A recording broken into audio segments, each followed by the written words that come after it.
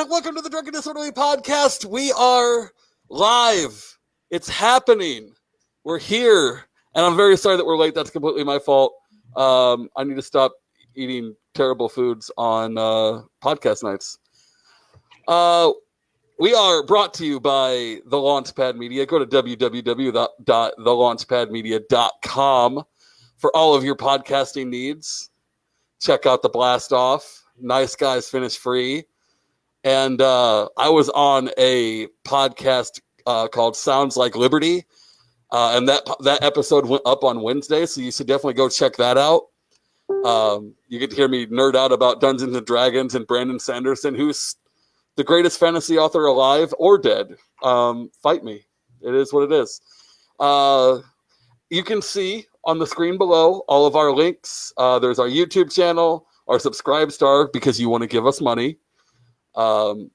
Please. Yeah, we're going to talk about that too. Okay. About why you need to give us money. And then our Anchor link is for the audio version. You can check all of those out, or you can just Google Drunken Disorderly Liberty. We're on Facebook.com/D&D Liberty. That's basically everything. We're on YouTube and Anchor and Twitch and but those are on the bottom. All those places on the bottom too. We're everywhere. Everywhere. Well, we're not really on Twitch yet. We're still working on that.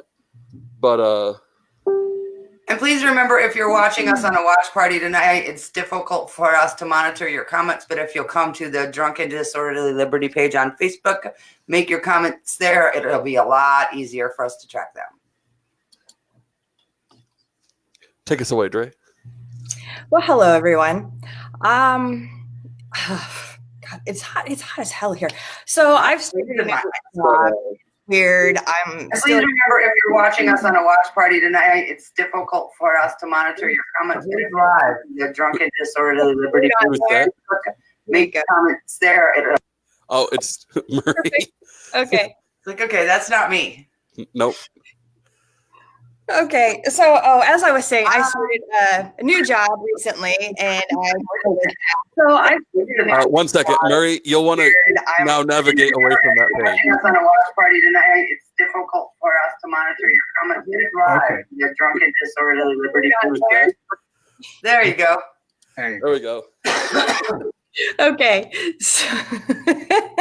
so yesterday I actually got to work with Zach for a little bit, and it was weird sober. That is a first. Tell me all about this. How was that? Because I can't imagine. Like we all worked together for a long time, but sober is a whole different deal. Running meetings for DCLP or that other thing we all used to work for, it's a given that I'm going to be a little altered, and this was a whole new experience. And Zach was teaching me. Whoa.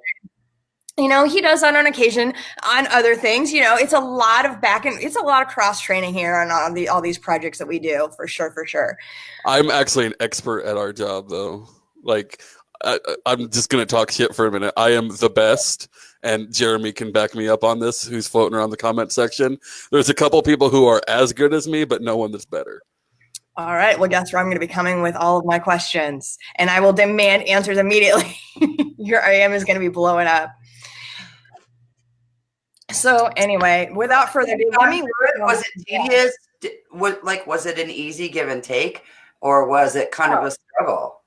Oh, it was easy. It is, after learning to work with Zach over 2 years ago, it's pretty easy no matter what we're working on.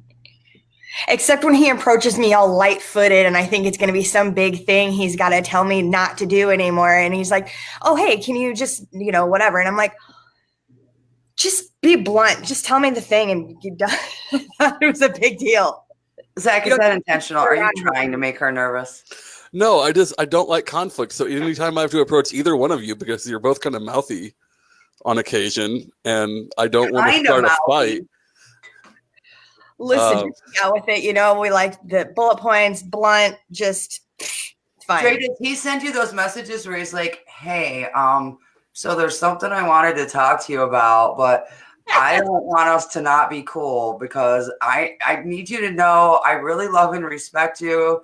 There's just something. Does he do that to you too? Okay, he's way more scared of you than he is of me.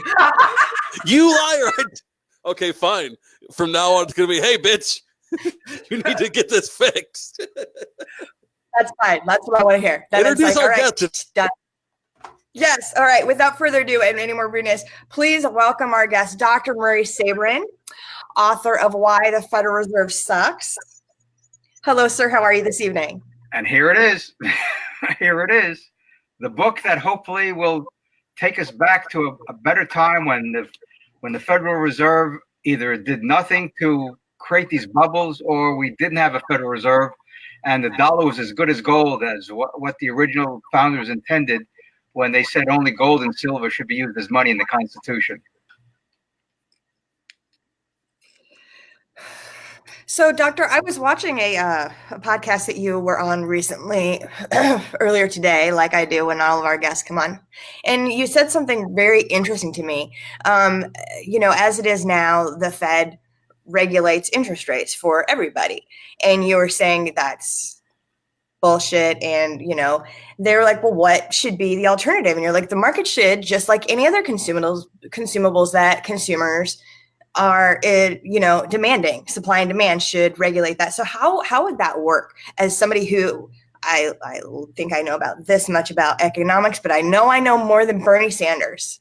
Well, that's not very hard because you put the Democrats together in one room. I don't think they could pass an economics 101 test because everything they say is so fallacious. It's been all their ideas have been criticized for the last 200 years, starting with Adam Smith's The Wealth of Nations. Basically, banking is an intermediary. Banks are intermediaries between savers and borrowers. So when you put $1 into the bank, if you have a checking account, the way a free market banking would work is that the bank would have to keep the dollar in reserve because you have the right to take that money out any time you want to. So this way, the bank would be required to hold 100% reserves for checking accounts. Now, for savings accounts, it becomes a little bit trickier because the banks, as we were discussing before we went on the air, if a bank wants to make a 1-year loan, it should have a 1-year CD to back up that 1-year loan. And if it wants to make a 5-year loan, it should have a 5-year CD. So there's a match between the time of the deposit and the time of the loan. And that's what a free market banking system would look like. Instead, what we have is the bankers from day one, actually going back hundreds of years, operate under fractional reserves. In other words, they put away 10%, 20%, 30% or more of the depositor's money and loaned out the rest. And through the multiplier effect, that money would multiply in the economy, and that would cause prices to rise because there would be a multiple increase in the money supply, and that's what give us inflation and eventually the bust as people got nervous about the ability of the banks to pay off their depositors. And if everyone saw the movie It's a Wonderful Life, which will be coming up soon in November, December, there's a bank run at the end of the movie of the Bailey Savings and Loans. And what does George Bailey, portrayed by Jimmy Stewart, say? Well, I can't give you the money because that money's tied up in John's house because we gave him a mortgage for 10 or 20, 30 years. So that's the fallacious structure of the banking system. And that's one of the reasons we have the Federal Reserve, because the banks know this, or at least because they operate under fractional reserves, and they needed a backstop. One of the original goals of the Federal Reserve was to be a lender of last resort. Why do you need a lender of last resort? Because they're operating under fractional reserves. And that's what the banks have been doing, is getting bailed out, except from 29 to 32 when we had the Great Depression and people were going to the banks to get their money out. And the banks overextended themselves during the 1920s and the whole banking system came crashing down. So what did Roosevelt institute? Depositor insurance. So if you had, at that time, I think it was $2,000, you were insured up to $2,000. Now it's up to $250,000. So the depositors are insulated from the fallacious structure of the banking system by the government. So eventually this system will have to be changed. When, we don't know. I have some ideas since I've been studying this for nearly a half a century. I think what's going to have to happen is that people around the world who use dollars will say, we want alternative currencies, whether it's the euro or the yuan or gold or Bitcoin or whatever the case may be, and the dollar is challenged as the international reserve currency.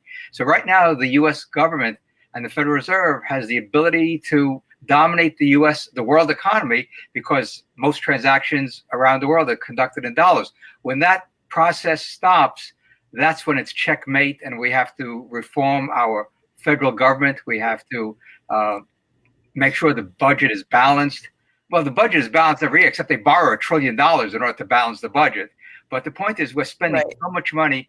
Both Republicans and Democrats have demonstrated their fiscal irresponsibility totally in my lifetime, which is a long time now, that no one is willing to say no in Washington for all the demands put on them by special interest, from senior citizens to business people. And business people are probably the biggest culprits. They say they're for free enterprise, but yet they're willing to go to Washington at the first sign of trouble in their own businesses, as we saw during the Great Recession, the bailout of Wall Street and the banks and other institutions, GM and so on and so forth. So we have a fundamental problem in this country. We have taken the whole notion of self-reliance, prudence, fiscal discipline, and turned it on its head with debt and spending and printing money and borrowing money. And we have this huge bubble, not only in the United States and around the world. And unfortunately, it's not going to end well. And we've seen this is the third bubble in the last 20 years. And since I graduated from college, we've seen the seventh recession since 1968, 69, 70. And this process has been going on. That's why I wrote the book, sort of to educate the American people how this process comes about. And if enough people understand it, they'll demand their representatives in Congress say, you've got to do something about this roller coaster economy that we're in, because it hurts the very people it's supposed to help, low and middle income people, because they feel the brunt of the recession with unemployment and foreclosures. And unfortunately, too many people have taken on debt. And I've just read an article the other day that bankruptcies are starting to accelerate. And that's not good for the employment situation. And by the way, that's a key indicator for whether we're going through a recession or not. Every time the unemployment rate has gone up from a cyclical trough, the recession begins. And we're at a cyclical trough in unemployment at 3.7, 3.8%. So there's a high probability we're going to see a recession sometime in the next 12, 24 months. No one knows the exact time, but watch the unemployment rate numbers, which come out every month. If that starts creeping up, that means we're heading into a recession, if not already in one. So, Maria, how much of this do you think is because even people who think they understand economics and what it is really don't? Because for me, for a long time, I was one of those people, right? I thought I had a really good grasp on this. For some reason, I didn't. Alex Merced did a series of videos way back in the mid 2000s, right? Covering these things, just little videos. I had detached money from goods. Mm-hmm. In my head somewhere, I had some kind of detachment, compartmentalization. So when we talked economics, I was only thinking fiat currency, right? I was thinking interest rates and I was thinking IRS regs, but I was not making the tie-in. I was under the impression for some reason that economics was a physical science, and really it's not. It's a physio-socio science, right? It's a social science and a physical science. It's about how we use resources as communities and groups and how we distribute those and where we place value. That's really what it's about. So in kind of the system you're talking about, your goal, the ideal situation where we let the market handle it, money gets treated much in the same way as potatoes or coffee or gasoline. Well, Mises, I think, has the perfect answer to this. The title of his book, his magnum opus, Human Action. Economics is about people achieving their goals, depending on the time frame. We have short-term goals, we have intermediate-term goals, we have long-term goals. So when I was a New York City school teacher right out of college, I realized that I didn't want to do this for the rest of my life or rest of my career. And one of my goals was to get into graduate school, to get a PhD so I could become a college professor. So I had a long-term goal to get a PhD, which takes a long time. And eventually I became a college professor in 1985 after getting my PhD in 1981. So I've achieved my lifetime goal of becoming a college professor. And next year will be my last year teaching. I'll have 35 years in. And my goal is to really become an activist for freedom, for liberty, for sound money by writing books. I wrote this one on the Fed, and hopefully it'll be a big hit over the next several months. I'm currently writing a book on medical care and health care.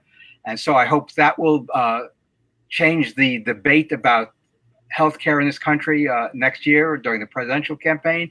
So I really want to write things that is understandable by the average person, so we can have a national dialogue about these issues. Because right now it's dominated by how much bigger the government should be. No one's talking about shrinking the size of government. Now, Trump did get a tax cut passed, but the point is, it was tied to the upper end, and they didn't cut spending, so the budget deficit has widened. And there are now projections that we're going to see at least $1 trillion deficit, as far as the eye can see. That there's no indication that we'll ever get to a balanced budget, and the Fed is in a bind now, because if the debt goes up, if the interest rate goes up, then the interest expense will go up, and that'll bust the budget. So the Fed is really enabling the federal government to keep on running these deficits by keeping interest rates low. So the federal government will have a low interest rate expense annually, because if we had normal interest rates, then the debt service would jump 2 or 3 times what it is today, and that would bust the budget, and we'd be to $2 trillion or more deficit. So since I first started learning this 50 years ago, we are reaching the perfect storm of debt, spending, money printing. Now, the one good thing that Trump has been doing has been deregulating a lot of aspects of the economy. And that has really helped small and medium-sized businesses and large-sized businesses, because this is part of the cost of compliance, which is a dead weight on the private sector. So that is probably the best thing he's done. The tariff things, on the other hand, are the worst things he's done, because tariffs are taxes. And who pays taxes? Well, that's a debate that economists have been having for a long time. Is it the producer, or is it the consumer, or is it the combination of the two? Well, it's basically the combination of the two, but ultimately taxes are paid by the producers. A worker pays the taxes. We pay our income tax, we pay our payroll taxes, we pay our property taxes. So when our taxes go up, we can't say to our employer, we need a raise because our taxes go up. They'll say, forget about it. That's your problem. Speak to your representative. So it's the same thing with producers. When tariffs go up, they either have to absorb the tariff, try to pass it along, or try to do half and half, pass some of it along and absorb some of it. So tariffs distort the economy. Everything government does distorts the economy. That's the bottom line that I've learned over 50 years of studying economics. So that's why I've been preaching laissez-faire, free enterprise, limited government, and that would, to use a cliche, lift all boats. If you have a job, you'll have a higher standard of living. The dollar will be as good as gold. Prices will go down in a very orderly fashion. That's a natural deflation. I realized that back in the 50s when I was a kid, when color TV came out in the 1950s. I said, you don't buy those TVs right away, because prices will come down as the production increases. And the same thing with computers, the same thing with cell phones, the same thing with a whole host of items, because as supply increases, consumers benefit because of lower prices. That's a natural economy. And I think that's a good title for a book, How to Create a Natural Economy, as opposed to this bubble economy that we have. I could have used that as the title, to create a natural economy instead of the bubble economy, but I wanted an edgy title. Someone suggested this title. So that's to get your attention. But the subtitle is what is really key. The Fed causes inflation, recessions, bubbles, and enriches the 1%. So if the Democrats are worried about income inequality, like we had in the 1920s when the Fed was inflating during the 1920s, we have the same process going on today. And who benefits? And one of the country's wealthiest individuals said this on CNBC years ago, which I quote in my book, that we, the 1%ers, love the Fed because asset values go up. And who owns most of the stocks and bonds and real estate? It's the 1% in the economy. Right. So there's nothing terribly difficult about understanding this. It's just about spreading the word. So I'm really grateful for the opportunity to get this on videotape, so we can spread this all over the internet. And maybe we'll have 1 million views. I don't know. But if we had 1 million views and 1 million people bought the book, I think it could be a game changer, because then the mainstream media would have to engage me and have the people at the Federal Reserve explain this crazy notion that their goal is to give us 2% inflation. Now, I don't know about anybody else, but I don't go into a store and say, please, our price is 2% higher than a year ago, otherwise I'm not going to buy it. Or if Right. price is not higher than 2% years ago, I'm going to pay 2% more than a year ago. This is insane economics. It's not voodoo economics. It's insane economics. And this is the same mistake that they've made in the 1920s, because in the 1920s, prices were flat, even though prices should have been coming down because of the great productivity of the 1920s. Instead, prices were flat. Most economists said, hey, there's no inflation. Everything is great. The stock market is through the roof. Prices are flat. Therefore, there's no problem. Yet what happened? October 29, 90 years ago, this October, and I'm hoping to have a symposium on the crash of 29. What lessons did we learn? Apparently nothing, because they did the same mistakes they did in the 1920s. And ironically, I start off my book by quoting Greenspan from his 1966 article, Gold and Economic Freedom, which I read exactly 50 years ago, where he criticizes the Fed for doing exactly what he did to give us the dot-com bubble and the housing bubble. So you can't make this stuff up. Greenspan 1.0 was a hard money guy. Greenspan 2.0 was a Keynesian who created money and gave us these bubbles. So it's just so ironic that here we are in 2019, and Greenspan still hasn't had a mea culpa for what he did to the economy with the two bubbles back to back. You know, while we're talking about buying the book, Mariah, I want to put a pitch out there. Look, to everybody watching, this book is going to make a great Christmas present for all of your high school aged kids, for your college aged kids, your friends, your nieces and nephews who are getting ready to move out into the real world. And as well as your elected officials. Yeah, your elected officials, man. What a thoughtful gift for your governor, your congressman, your senator. If you buy in bulk, there's a discount. So for all your holiday needs, as well as your local elected officials, buy in bulk, buy 10, buy 20, and you'll get a little discount. It's not exactly expensive to begin with, and send it out to all the people that you know who could use it. Message me on Facebook, and I will get you in touch with the publisher. And to get the discounts, you have to order 50 books. But if people pool their resources together in a local community, they can distribute the book to the community and have a book discussion in their community about the book, what the ideas are in the book, and how we can get back to sound money, which is basically the foundation of our economy. But there were people right from the beginning that wanted to inflate. And guess what? We got the first Great Depression in 1819, and the great libertarian Austrian economist Murray Rothbard wrote about that in the 1950s, the Panic of 1819. And I use it in my financial history class. It's a wonderful book that describes all the events leading up to 1819. And guess what? It's an outgrowth of the War of 1812. So what do we notice? War and inflation and depression are hand in hand. So we have. You know what? Don't we have Cliff Maloney coming on soon? Don't we? Don't we, Dre? We do. I have a cool idea. Hopefully we have people watching who are members of Young Americans for Liberty. Hopefully you have a campus organization. If you do have a campus organization, you likely have a mirror organization, a Democratic Socialist organization, or a Democratic Young Democrats of America organization. Wouldn't it be a wonderful, wonderful gesture if YAL campus clubs, campus organizations all across the country, if you bought these gifts of this book for all the young Democrats at your college, right? Maybe you do a club gift exchange. Your group, their group, you get together, you have a Christmas party, do a gift exchange. Let's help our Democrat friends, family, and loved ones understand economics. Like this book, it's the way to do it. Thank you so much. That's a great idea. This is what I've been doing all my adult life. I've been in education. Now, how do you discuss ideas if you don't have the material, which is the books? And today, you go to the Mises.org website, and all these great classical works are there for free. So my book is not there for free yet. It just was published. But the point is, the book for groups is reasonably priced. I mean, it's really a deep discount for 50 copies or more. And if you buy 1,000 copies, it's really a deep discount.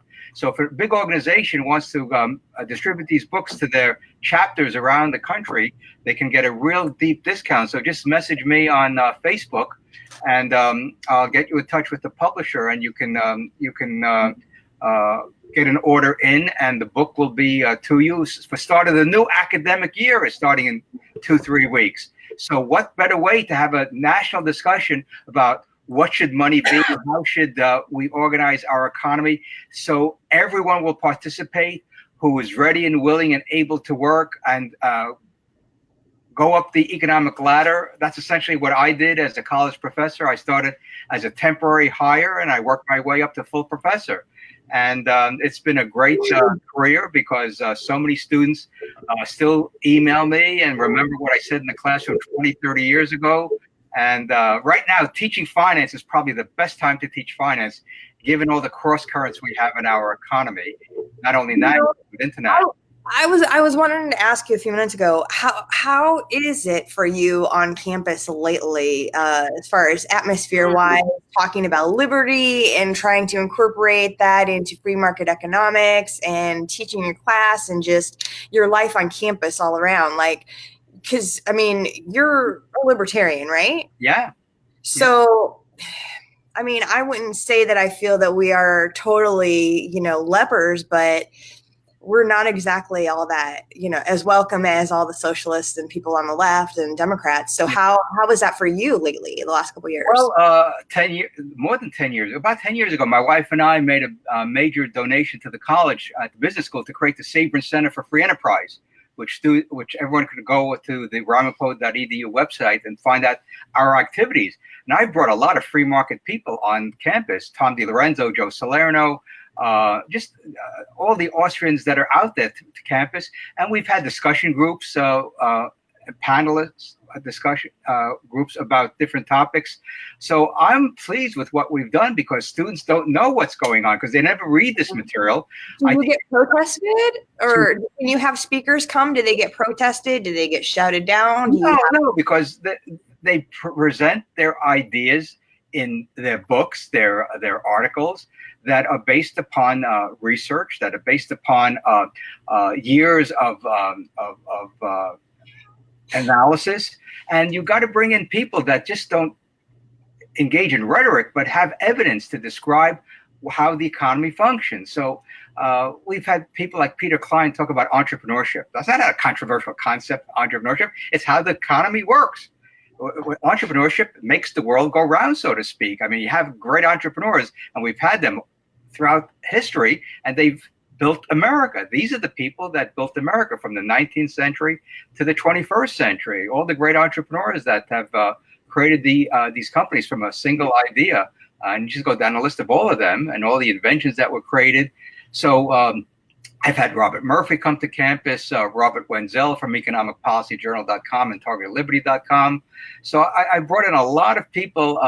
So we've had grants in the past to bring people on campus, and I'll try to get many people on campus this coming year. So these are the people who are people of substance, not just mouthing rhetorical things like the Democrats do about income inequality. Well, to be fair, sir, many very reasonable, many respected, very researched people have been shouted down for their for their very reasonable research and ideas. So that's why I was curious, even though finance isn't typically controversial, but these days saying that's a wall is controversial. You know what I mean? I wonder if it's because of the context of the subject, right? Economics is not considered to be philosophical. Yes, there are components of philosophy in economics, but for the most part, we're talking about a science and not a philosophy.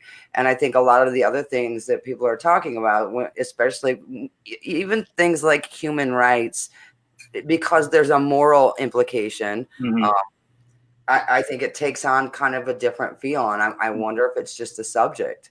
Well, the thing is, I teach two technical courses, Corporate Finance 1, which is basically accounting expanded to the financial world, and then securities investments, which is just how the markets work, and then financial history, where you get into a little politics because you dealing with regulations and intervention throughout American financial history. So we get into some of the issues.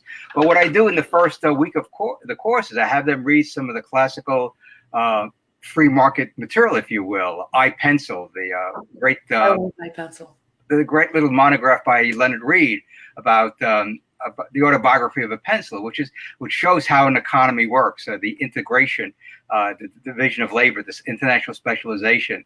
And then I have them read Murray Rothbard's "What Has the Government Done to Our Money," which is probably the best introduction to money ever written. Mm-hmm. And then I may introduce The Law this year, by Bastiat, about how you organize society based upon some fundamental legal principles, which he discusses, which is what I'm incorporating in my current book that I'm writing on healthcare. And you can get copies of iPencil and The Law, along with a couple other publications, for free from FEE. Yeah, FEE.org. Yeah. So go to FEE.org. If you're a group or an organization, you can get these as teaching tools. They're called Liberty Kits. If you don't have these, if you're a county affiliate, if you're a Toastmasters group, if you're an educational organization within the Liberty Movement, and you don't have these essays, I mean, they're essays, you need them. Get them, go to FEE, get them for free, sign up for a Liberty Kit. Takes a little while, but it's really, really worth it. There's so many free resources online that teachers can use, either at the K through 12 level, or especially the high school level and the college level. These are just wonderful tools. And the nice thing about it is I show students how they're interdisciplinary. So in Corporate Finance 1, when we talk about interest rates, that's in Chapter 2, you have to talk about the Federal Reserve and how the Federal Reserve impacts interest rates and why we have recessions and depressions. So Rothbard wrote a wonderful, lengthy essay back in 1969, Economic Depressions, Causes and Cures, which is a pretty sophisticated piece, but it's really, really good. And I have students read that, and I show them how this process comes about. And I discuss this in my book on the Federal Reserve. I have a little a diagram, which I got from the web, about how the Fed creates money and how it affects the economy. And that, I think, is priceless. And then there's another little flow chart that I have that I got from Rothbard's great essay, The Case for 100% Gold Dollar, where he shows the structure of a free market economy. And it's so simple. It's really almost like 2 + 2 = 4. That's how simple it is. So I have that in the beginning of my book as well. And these are the tools that you use to show people that this is just human action that we all engage in. In other words, before you can be a consumer, you have to be a producer, because you need income. You get the income by producing something, whether it's a TV show, whether it's a book, whether it's a farmer or whatever. You earn income because you're meeting somebody's needs in the marketplace, and then you in turn can become a consumer. So you're not a consumer first, you're a producer first. Mainstream economics has consumption as the heart of the economy. No, it's production is the heart of the economy, because that allows you to get the income, the money, which then allows you to become a consumer. So I tell my students, I can't get a paycheck unless I first teach you. So I'm producing educational services that allow me to get paid so that I can consume the things that I want for me and my wife. Yep. It's just common sense, simple economics, and you can't argue with it, because that's the way the world works. Because my colleagues all get paid. Students are working and going to college, so they get paid to pay for their either education or for their expenses if they're living outside the home. So again, economics is the most common sense discipline that we have. And finance is really an adjunct to it, because you need money and financial institutions for the whole process to work. And so by showing the integration of economics and finance and management and entrepreneurship and marketing, you get a total picture of what business is all about. And I think that's the strength I bring into the classroom is, since my background is in social studies education, I think I consider I am a person that integrates different disciplines to show how the world works, which is what we're trying to do at the college level. How does the world work, and how do you make it better from different reasons. That's why I'm in my book on healthcare. So I'm jumping ahead. I'm leaving the book on the feticide. I talk about nonprofits and how nonprofits should be an integral part of the medical care system for the uninsured. But getting back to the Fed book, and the Fed distorts all this stuff, and taxation distorts all this stuff. So in the 1990s, I wrote a book on how we can create a tax-free society called Tax-Free 2000. So this is the second volume in the trilogy. The next one would be dealing with healthcare and medical care. So we can create a tax-free society. We can get back to a sustainable economy, so we don't have these bubbles, which are really painful. I mean, anyone who went through the 2007, 2008 recession unscathed, congratulations. But there are people who went through bankruptcy, who lost their homes, who lost their businesses, who lost their jobs, and some of them still haven't recovered. So the people that are really hurt by these bubbles is who I dedicate the book to, the working families of America, which are low and middle income families. So because I know it's coming, it's not in the chat bar yet, but it will be. Great. You want to hit him with our obligatory question? Sure, because Justin is in the comments. I can't believe he hasn't asked yet. But Doctor, how do you feel about nuclear energy?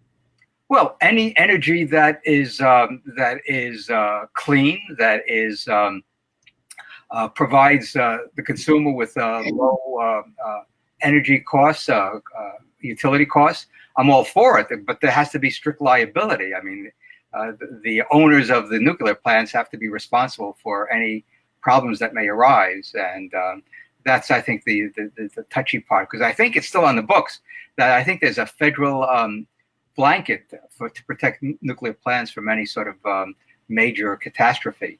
So that's an example of crony capitalism. Like they have protections, like they won't be held accountable if there's a spill? I think there is. I think they're limited to like $500 million in damages. I think the federal government picks up theirs. I haven't investigated this in a long, long time, but I think that's out there. So people can Google what is the federal role in nuclear power. But again, the government should not be subsidizing anybody, because that's the marketplace. That's the bottom line. Agreed. Whether farmers, gas producers, oil producers. Look, if you're building a house next door to me, you buy the property next door to me, and you're building a house, and in that process, you manage to drop a tree on my roof, right, you're absolutely responsible. Exactly. But with this protectionism and the cronyism that we see at the federal level, that is not the case for many, many, many producers. Yeah. They can do damage, and they have a very limited liability. And that's one of the things that we push back against all of the time.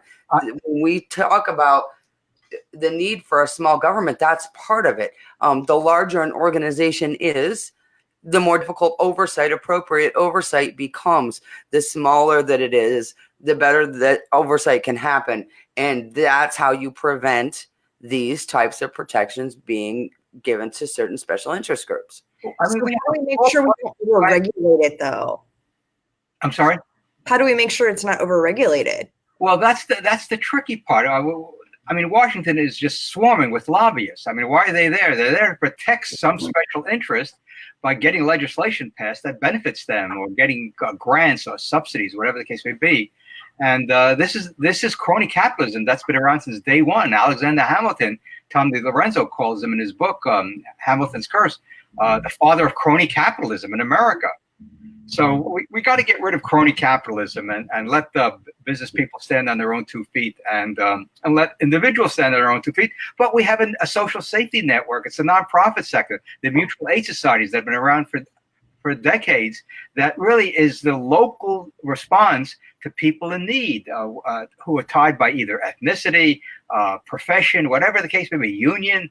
And that's how America grew and became a strong country throughout the 19th century.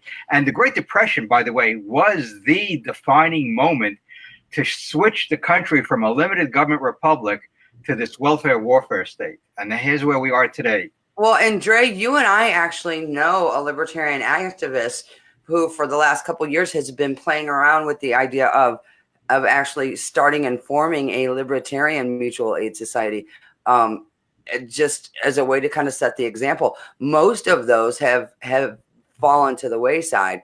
There are still a few largely religious. Yeah. Different churches have some. Yeah. The Lutheran Church offers an insurance for aging that can kind of help pay for nursing homes and things like that. So some of those churches have those things. But Charlie Larkin was talking about trying to start a libertarian mutual aid society. It's a great idea. A voluntary retirement program. It'd be cool, right? The Mormon Church, you have Christian sharing networks for healthcare, for medical care. There are all sorts of permutations and combinations out there based upon voluntary action, as opposed to what I call trickle-down economics from the federal government, from state government. That's the real trickle-down economics we have in this country, and the Democrats are all for it. They think trickle-down economics is tax cuts that trickle down from the wealthy to low-income folks. That's just a misrepresentation. Trickle-down economics is when money goes from the people to the government, then it trickles down to us in all these programs that we have. We probably have tens of thousands of programs from the federal government. The big ones, of course, being Social Security, Medicare, Medicaid, CHIP, and all these other programs. I mean, it just goes, farm aid, it just goes on and on and on. Yeah. And you need the bureaucracy to implement these programs. You need tax collectors to collect the taxes. So that's a total deadwind on the economy. And so that's why if we had more free enterprise in this country, we would have people doing productive work, creating more goods and services, and prices would be going down for everybody. And I don't think most people know, but the food stamp program is not part of health and urban development. It's not Health and Human Services. It's part of the Department of Agriculture. Yeah. Well, this is a way to get surplus products into the marketplace without disturbing the prices. So right. Again, this is about it's the government literally taking control of supply. Yeah. And demand. Yeah, this is why we don't have a free enterprise economy. We have crony capitalism, and the Republicans claim to be great free enterprises, but they basically haven't done anything since the New Deal to get rid of these programs. In fact, they've expanded a lot of them. Bush too, with the prescription drugs under Medicare. I mean, what about the other things? Like when you looked at, when I ran for office in 2016, I remember pulling the numbers, and something like 56% of the budget for Health and Human Services was set aside for business and other investments. So 56% of that budget is there to bail out businesses that kind of work under its own umbrella. Well, again, like I said, these are the terrible distortions, because you look at Washington, D.C. and the suburbs, that's some of the wealthiest places in the country, because all the money that's flowing into Washington, all the lobbyists that are living in the area. I mean, Washington is an artificial creation because of the federal government, and it's just grown by leaps and bounds since World War I. And so we need to cut back. But unfortunately, and this is a conclusion I reached in 1971 when Nixon did wage price controls. We essentially have one party in Washington. It's the Washington Party with two separate wings, and Democrats. And they go back and forth in the presidency and in control of the Congress. And what happens? The government keeps on growing. And the irony is, if you look at the data, the federal budget grows most under Republican presidents. And they run as fiscal conservatives. This is the great irony. Look at the budget in the last 3 years under Trump. It's gone through the roof. And if you look at the budget under Obama, under the 8 years, it was pretty flat in real terms. And in Clinton, the last few years, it was pretty flat because the Republicans controlled the Congress under Clinton. And so they put his feet to the fire. Dre, could you imagine if you set up your household budget? Yeah. The way the federal government sets up its budget. It would be how long till you'd be homeless? Oh, it would be pretty fast. It would be. There'd be people, excuse me, money please. Yeah. Or you can vacate the premises and we'll take these things. And Well, this be like, economists have basically become apologists for the welfare warfare state. That's what the bottom line is. Whether it's Krugman or Joe Stiglitz, both Nobel Prize winners, both who spoke at my college over the years. Sorry, my dog's on the dog side. And this is why the economics profession is no longer an independent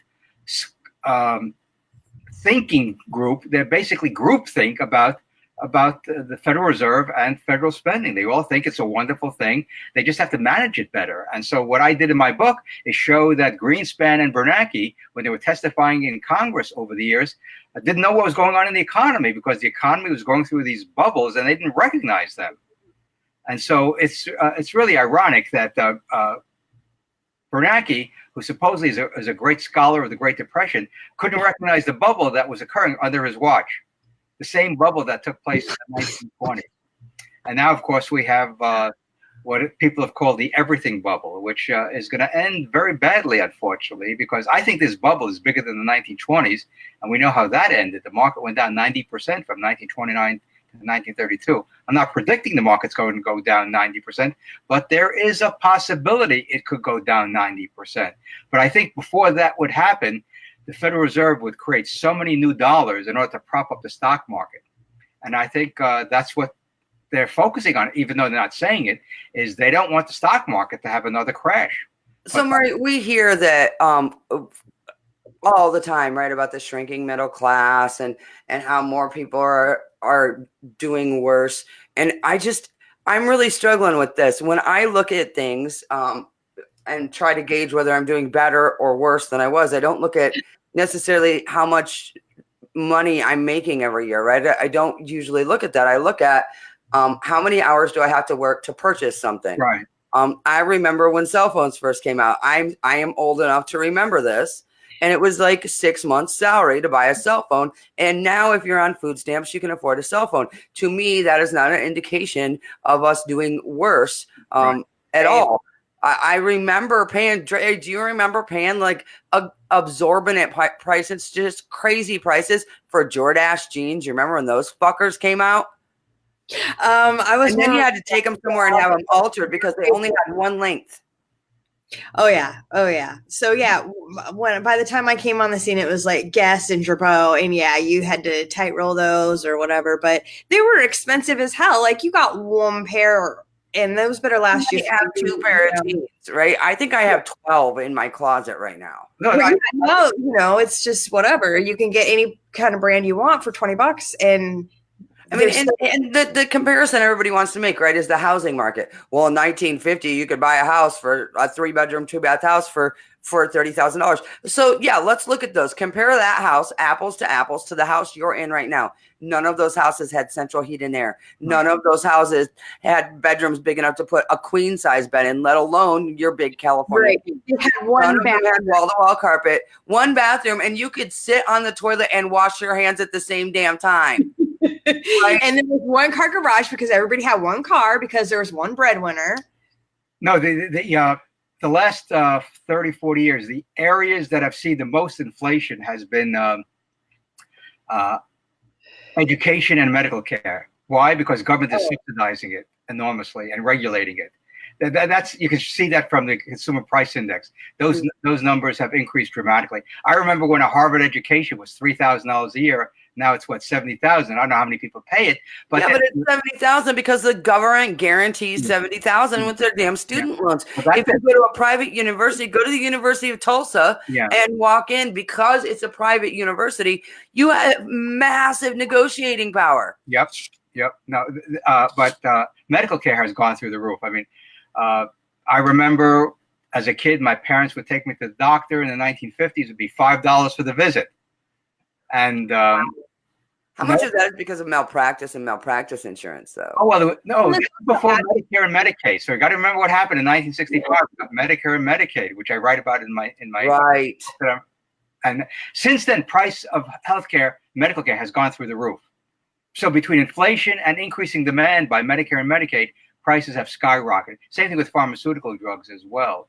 You know, our good friend, Dr. Kyle Varner, has a webinar coming up dealing with free market medical, how to pay cash for your medical care and get your bills reduced to like pennies on the dollar. Yep. He has a webinar coming up. So watch our page. We're going to share that link as it gets closer.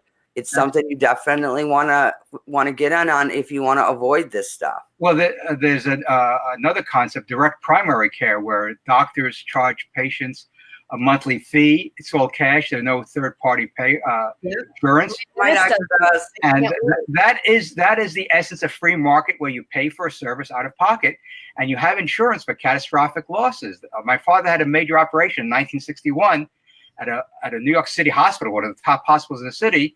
He had Blue Cross Blue Shield. He was a blue-collar worker. There was very little out-of-pocket expense, and there was no problem.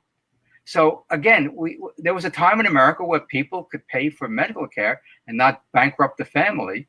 And today, the cost of a hospital, I think, is $2,000 a night in some places, which is a nursing home average is about $42,000 a year right now. Well, in our area, it's probably $80,000 to $120,000 a year. Yeah, that's the national average. I think is right around 42,000. So, if you're a boomer, I hope you have insurance. And there is insurance out there. Well, my wife and I have had long-term care insurance for a long, long time. So again, it's taking personal responsibility for your needs. If you have if for some reason you may have to go into a nursing home or assisted living, you have paid a policy that will pay for those benefits. This is what personal responsibility is all about. Unfortunately, you never hear the Democrats talking about personal responsibility. The Republicans talk about it, but they don't do anything about it. So this is what we need in this country, is personal responsibility. And I think we would have a much stronger economy, because right now we live in an entitlement mentality. What can the government do for me?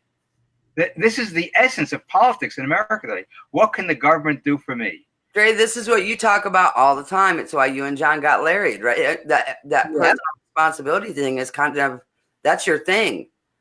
Totally. I'm responsible for me. Like, that's why, I have a CCW, and that's why John and I did what we did. We didn't get married. We did a series of contracts that will have the least amount of government intervention, but the most amount of protection for us as a couple. So in our state, it was, a cohabitation. It was a power of attorney. It was a series of wills, and a trust was involved as well. So yeah, I definitely, I will take care of me. I can do that. I'm a big girl, I think everybody can do it if they are an adult and of sound body and mind. And I think that they should have the opportunity to do so. Well, see, this is why, in doing all the research I've done over the years, the key component, and economists talk about this and sociologists talk about it, is parents are the key. A two-parent family is the strongest social policy we could have, because they will transmit good values to the children, hopefully, if they're not screwed up themselves. Right. But you need a two-parent family, because all the data show a two-parent family the children will have the greatest possible outcomes if there's a two-parent family, especially in the inner city. And to be clear, it doesn't matter if those two parents are two women or two men, or sometimes, unfortunately, even two grandparents who are raising a child. It's about that teamwork. It's about structure. It's about values. It's about structure. It's about valuing yourself, respecting other people, and as libertarians say, keeping your hands to yourself. That's right. Non-aggression principle. Yeah, it cracks me up. Libertarianism is literally everything you learned in kindergarten. Absolutely. Right? Don't fight your friends. Don't take their toys. Right. So you guys, don't be outside. That stuff. The guy that sits next to me gets a call from his kid's preschool. It's his first day. The kid is 2 years old. Is a little boy, and so he leaves and he comes back and he tells me what happened. And they're like, the daycare wants to send him home because he hit another child. And I was like, oh, what happened? I'm like, he's 2. They hit each other constantly. They don't get it yet, but this kid does. He said he hit the other child because the other kid was hitting a little girl. And he's like, you don't hit little girls. Wow. And he's basically, he had instilled in his son, you don't typically start fights, but you can stick up for other people who can't stick up for themselves. And that's the non-aggression principle, exactly what you teach your kids. You cannot start a fight, but you may defend yourself. My daughter got sent home from school for getting in a fight because she was defending another little girl. A group of boys had this girl pushed up against the wall, and, Serena's got to jump in there, and she did. And she got in the fight. And the school's answer, when I was like, this is ridiculous, they're like, well, we have a zero tolerance policy. So if somebody punches you and you punch back, you're suspended. You're just supposed to just stand there and get your ass kicked. No, I don't think so. They told my daughter to call for a teacher. Sorry, you call for a teacher. My kid's going to hit back. Right. You better believe it. And so I went and picked her up, and he's like, she's expelled for 3 days. And I was like, okay. And we got in the car, and she said, Mom, I'm sorry. I'm sorry I got expelled. And I'm like, I'm not. You want to go get ice cream? Right. I guess we'll watch TV for 3 days. This is ridiculous. Yeah. This zero tolerance policy is basically, I don't want to think, I don't want to evaluate each situation as it happens and take all the facts into consideration and then make a decision on who should get punished and, what should happen. This is ridiculous. And this was when my daughter was. Guys, we're up against our hard time. Oh, all right. Shut up. All right. So we have a ton. Okay, so you guys, we love all of our listeners and our viewers. We love you guys, and we have a special request. We need 2 more subscribers, 2 more paid subscribers. We have a business need that is not that expensive. 2 more subscribers would do it. If you want to subscribe to us for $4.99 a month or $9.99 a month or even 99 cents a month, that would help us out. We don't have a lot of overhead, but every dime we make goes back into our business. We do not take a dime. All right. So hang on. We got to give our guest a chance to wrap. Yes, please. Murray, any final words before we go? Buy the book. Why the Federal Reserve Sucks. It causes inflation, recession, bubbles, and enriches the 1%. If you go to my blog, murraysabrin.com, you can see the book, the back cover, which has a wonderful endorsement by Ron Paul. You can also see a link the post of my New York Times letter from 1976, basically predicting what we have today. 1976, I criticized the Federal Reserve back then for creating the booms and busts of the 1970s, the big recession we had in 73, 75. So I explained why we should go back to the gold standard back then. So I've been doing this for a long, long time.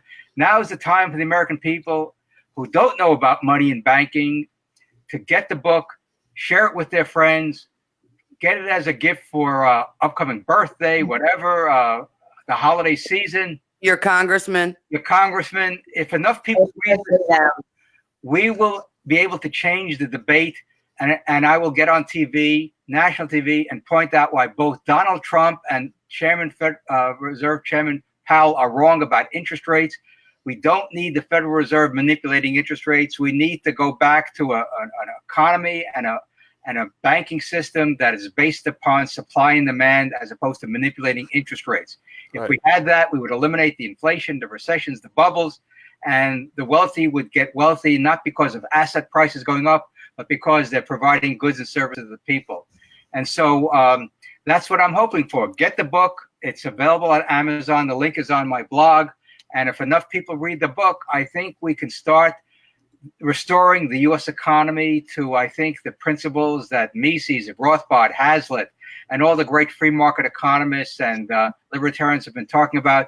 We need prosperity for all the people, not just the people that are benefiting from the Federal Reserve policy. But one thing I do know, and this is the strength of America, despite all the things the federal government throws at the American people, we still have a lot of prosperity, as we've discussed. The prices have come down for a lot of basic necessities, and that's the strength of the resiliency of the free enterprise economy. So you can imagine if all prices were going down every year, and the standard of living would go up consistently every year, 2-3% for the American people, we would have the best economy, we'd have money flooding in from all over the world, and we would set an example for the rest of the world. So we don't need foreign aid. We could get rid of war. We can get rid of all the other bad things that government does. And I think we will have a libertarian world that I think many of us have been working for decades. Yeah, guys, the link's in the, you'll see it on your screen right now. Click the link. Subscribe to our show. Help us do great things. All right, we'll see y'all we'll see y'all on Thursday. We got a show coming up. Bye, everyone. Next week we've got Connor Dragotas on the Mosh Touré. Next week we've got Cliff Maloney Jr., president of YAL. See y'all. Thank you for the time.